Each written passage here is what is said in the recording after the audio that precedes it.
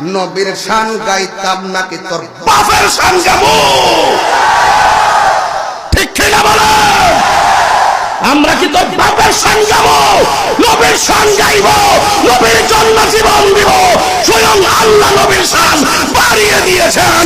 হাত করে বলুন ঠিক কিনা বলো?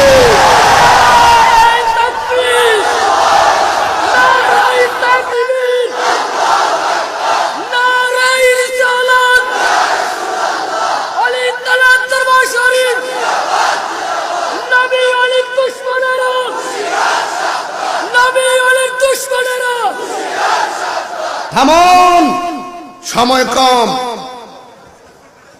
কি কম? সময় আল্লাহর সবচেয়ে বড় নিয়ামত। সময় আল্লাহর সবচেয়ে বড় নিয়ামত।